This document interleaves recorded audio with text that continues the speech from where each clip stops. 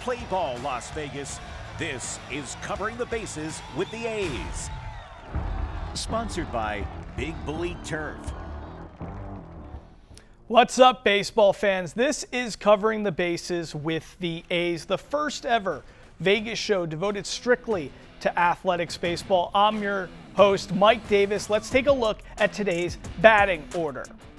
Zack Gelof is hot, extending an MLB best hit streak to 20 games. And the offense doesn't stop. A look at the high-octane scoring from the Las Vegas series. Plus, A's broadcaster Dallas Braden joins the show to reflect on that as well. Plus, Mariah Janos talks with Jacob Wilson about his return after a rehab stint. And Kevin Bollinger has a sweet Father's Day story with Shea Langoliers. But first, we're highlighting Zack Gelof.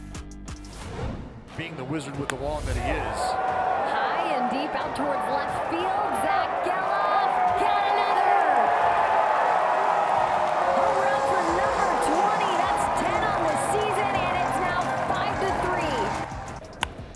5-3. Along with that home run last night, Gelof went 3 for 3, extending his MLB best hit streak to 20 games, the longest of his career.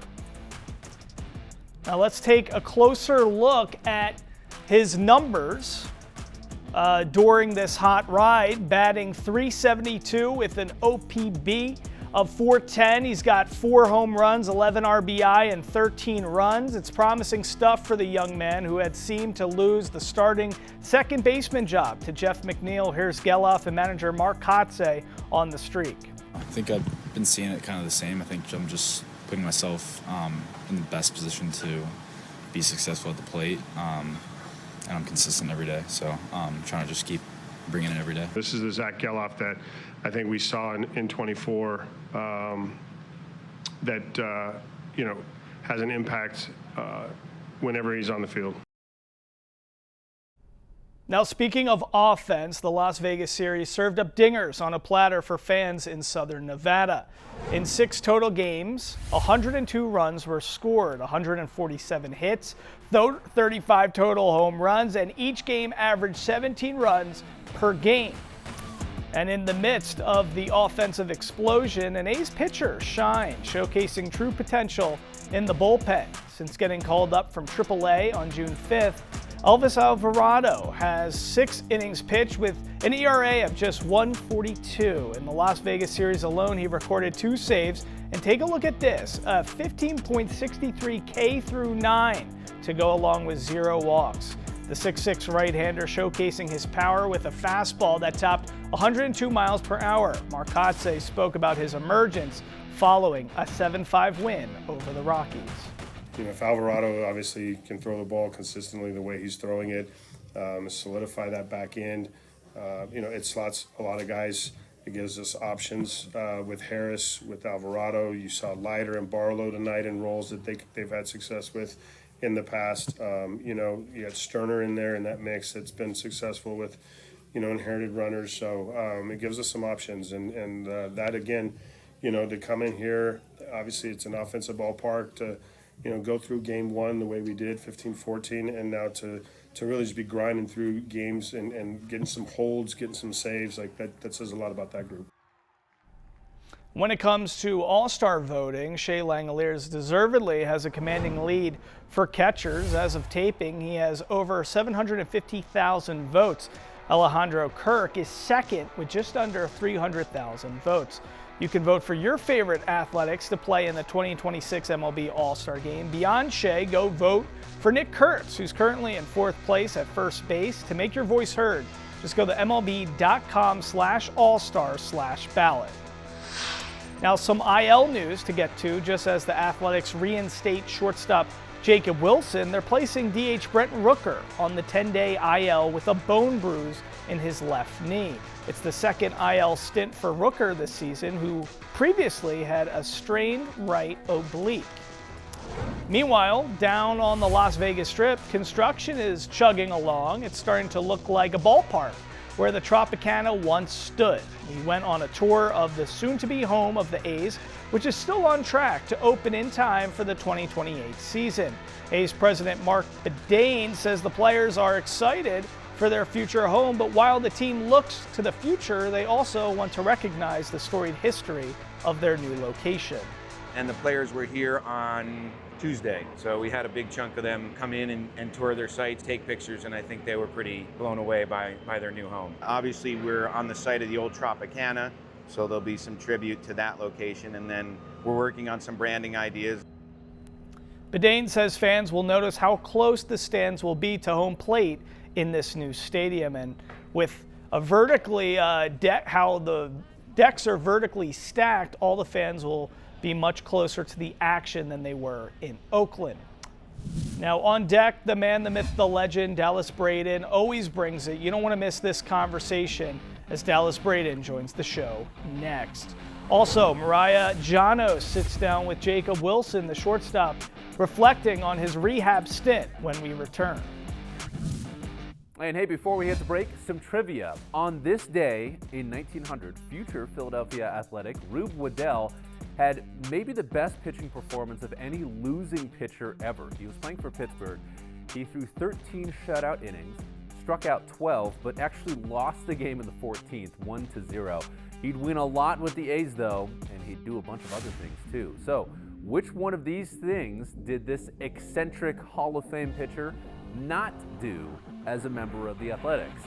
Wrestle alligators in the offseason, get dressed for games on the actual field of play, eat an entire baseball, or occasionally stop games to go chase fire engines?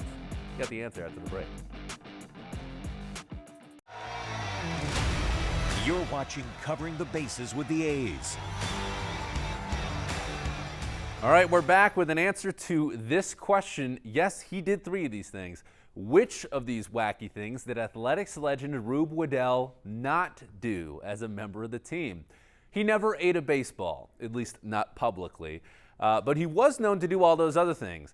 Doing all those things made Waddell a fan favorite, as you might imagine, along with the fact that he was the best pitcher in baseball for the first decade of the 20th century. He led the league in strikeouts 6 straight years and also won the pitching Triple Crown in 1905. That's when he won his second of 2 pennants with the A's. Right, joining me right now is the great Dallas Braden. Dallas, it was good to see you here in Las Vegas. 35 home runs combined for all 3 teams, Rockies, Brewers, and A's, from a former pitcher's perspective, okay? Give us the breakdown of what a pitcher would need to do, how they would handle that moment, being on a field, a ballpark that is just going to have some high-octane offense. Sure. Do you have a 1,000-mile-an-hour fastball? Do you have one of those? Because that'd be fun to have, right? Look, and I said this jokingly, but I think with what you just outlined, there's some credence to it. When pitching on the moon, because that's kind of what it felt like, you got to find a way to create that gravitational pull. And I think ultimately, from a pitcher's perspective, it's really just about having the confidence that you're going to be able to go out and, for better or worse, execute your pitches in your desired location. If you do that, you have confidence that more times than not, you're going to win those pitcher-batter confrontations. Now, that's not always the case because this is the big leagues, and guys are really, really good at baseball. And so you're going to win some of those, you're going to lose some of those, and you can make a good pitch, and the ball ends up off the end of the bat. It can be a broken bat. That ball ends up finding grass. It's a hit. Or you can end up on the other side of that equation where they hit it 110 miles an hour off the barrel, but it's right at somebody. So baseball is a heartbreaker in that regard. And I think what we saw in Game 1 against the Milwaukee Brewers, a 15-14 finish, and it was a home run off the bat of Jonah Heim. I think that left people kind of in awe about what we were experiencing because it was a ball, frankly, that had no business going out of any ballpark, yet he put it up in the air with just enough oomph behind it, and that ball game changed because of that home run. Unfortunately, the A's on the losing end of that. And then you look at what happened at the very end of the Rocky series, the last game that the A's played in Las Vegas, and frankly, it was a bludgeoning of the baseball by the Colorado Rockies all afternoon long. But everywhere in between, I think it showed you just how exciting the offense can be for fans in Las Vegas. Now, I want to remind folks, and this isn't anything that you or folks in the community aren't aware of, the environments are going to be completely different, right? We're talking about 1,000 feet or so, give or take, an elevation difference that's going to be at the new ballpark that they're building down on the Strip. There's also going to be a roof, and there's going to be a controlled climate within that building. So I think even with that said, folks are still, I think, excited to see how that ballpark is going to play. But with what we saw unfold outdoors, it was an adventure. I mean, I talked to a lot of the outfielders on both teams after the game on Sunday, because there were some balls that just got lost in what we call a high sky. Very tough to pick up when you factor in a little bit of wind, a lot of sun, and a lot of deep blue sky.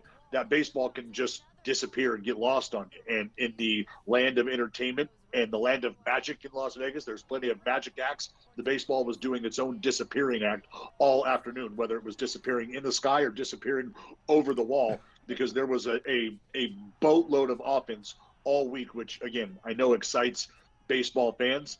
But I've always reminded folks, with offense comes longer baseball games, and I think we experienced that as well. But I think all in all, the hitters probably enjoyed themselves a little bit more than maybe some of the pitchers. But we did see a guy like Elvis Alvarado emerge along his first 2 career saves out there in Vegas. And from a pitching perspective, anytime you have somebody who can go out and kind of plant their flag and maybe start to take ownership over a very important role in the bullpen, like closing out ball games, I think there's always a benefit to that. We saw some other guys perform very well. Jose Suarez threw the ball well out of the bullpen. So there's definitely some high notes to take away on both sides of the ball. But from the fan perspective, anytime you get to watch baseballs fly out of the ballpark, I can understand why there's a smile on their face. Dallas Braden, thanks so much for always supporting us. You're the best, man. We appreciate it. I could listen to you all day talk baseball. Thanks so much. Anytime. I appreciate you having me. Jacob Wilson may be back in the Athletics lineup after being sidelined with a shoulder injury for the last month. But before rejoining his guys in the bigs, the shortstop had a quick rehab stint on the farm with the Aviators. I caught up with Wilson to talk about the experience and the talent he witnessed within the organization's lower level. And we have a tied game as Johnson moving up to second. He'll get tagged by Wilson. And I know it was brief, but how was your time with the Aviators, just that rehab stint you just came off of? Yeah, it was great. Obviously you see all the potential that, this big league team has, but they got some guys down there that are, making their way towards the big leagues, and it's exciting, for a guy who's currently on the roster, seeing, the next guys kind of make their steps towards the big leagues. It's exciting to be able to, be a part of this organization for as long as I'm able to, and excited to, see the guys here, Flores, guys in AAA, AA, whatever it is. All those guys are trying to make it work their way up here. So I'm excited, rooting for all of them, and there's a great team down there. Yeah, well, going off of that, did you have any conversations with them? Any words of encouragement? Did anyone come to you for advice while you were down there? Yeah, I think it was just kind of talking to guys. Obviously there's a big group of guys who haven't debuted yet in the big leagues, and just talking to them, trying to talk through at bats, and just the differences of what the big leagues is compared to AAA. And like I said, they're great players down there. They already know what they're doing, as much as what they're doing down there. So there's very little that I can help them with, but they're doing a great job. Now, we've all been saying the future is bright for the Athletics organization, but now we officially get the stamp of approval from the guy who is locked in long term with the green and gold. All right, we have a Father's Day special coming to you next. Kevin Bollinger has the story with Shea Langoliers.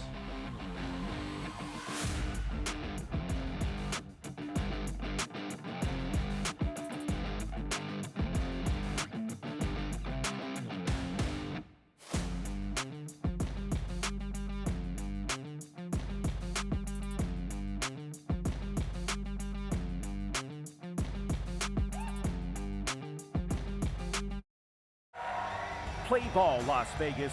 This is Covering the Bases with the A's. Sponsored by Big Bully Turf.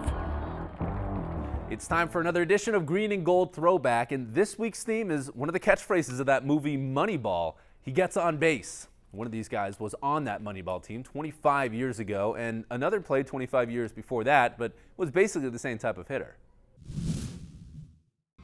Steamboat Gene Tennis, as he was called for his stocky build, played catcher and first base for the swinging A's dynasty of the early 70s. He was taken by the A's in the 20th round of the first ever MLB draft and grew into a power hitter who took a lot of walks, leading the league twice and getting on base more often than any catcher of his era. Gene won 3 championships with the A's, playing a pivotal part in bringing the franchise its first title in 40 years. He drove in the game-winning runs in games 1, 4, and 7 of the '72 World Series, overall hitting 4 homers with 9 RBI, both of which easily led both teams. 30 years later, another green and gold legend made a habit of getting on base all the time. Eric Chavez led the league in walks once and led the team in home runs 4 straight years. But his real value was in the field, where he won 6 consecutive Gold Glove awards at third base. And here's a fun fact: the A's took Chavez 10th overall in the '96 MLB draft, one spot after his future teammate and the A's current manager, Mark Kotsay. Next week on Green and Gold Countdown, we're going to reach the top half of the top 50 players in athletics history. Pretty much opposite players of the 2 guys we just met next week, a couple middle infielders who made their mark without being big sluggers. Father's Day and baseball go together, whether it's remembering your youth and playing catch with your dad to maybe experiences you have with your own kids. For A's catcher Shea Langoliers, this Father's Day has special meaning because it's his first as a dad. 0-2, high fly ball, left center field, bearing a ring for Langoliers. May 2nd, a game to remember for Shea Langoliers, belting 2 home runs against the Cleveland Guardians on his wife's birthday. But that day was topped the next morning because May 3rd brought the ultimate gift, the birth of the couple's first child, Owen Wade Langoliers, born at 8:55 in the morning at a healthy 7 pounds 13 ounces. It kind of just, simply put, changed everything. Changes how you think, kind of like your view on day-to-day life. But I mean, it's been amazing so far. Little Owen sleeps in his crib with a small custom bat with his name on it, a comfort and a reminder of what Dad is doing when he's not home. The A's catcher says he's playing for something besides just the love of the game now.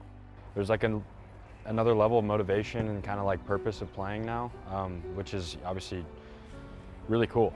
Just kind of showing up to the field, your priorities change for sure, and the little guys at the house, and it's kind of the reason that I am playing now, so that's pretty cool. 2026 has been a big year for the Langoliers family, at home and on the baseball diamond. Add Father's Day to growing lists of firsts that this family is about to experience, a day that now has added significance for the A's catcher. It's going to be special to have that moment, realizing that I am a father now, and it just goes back to how everything changes for you and how you see everything, and you just love the little guy with your whole heart and do everything you can for him.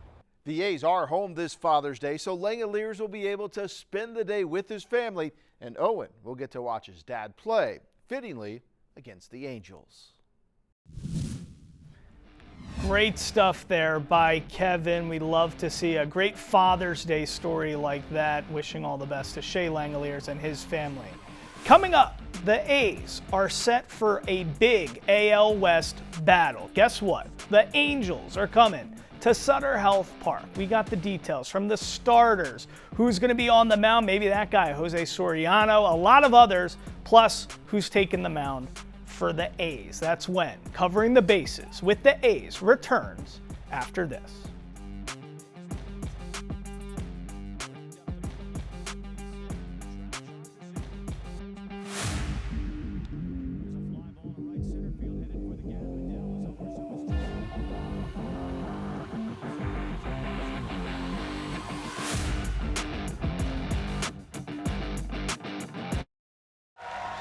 Play ball, Las Vegas. This is Covering the Bases with the A's. Sponsored by Big Bully Turf. This is a great day for Las Vegas.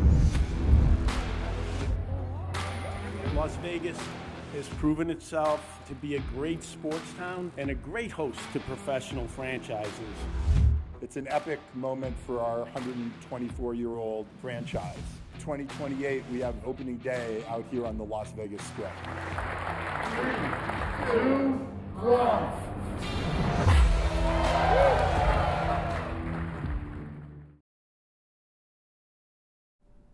A's fans get priority access to purchase season tickets in Las Vegas for just $19.01. Now, current A's season ticket members, Aviators season ticket holders, as well as Clark County residents who secure their spot on the priority access list will receive purchase priority ahead of the general fan.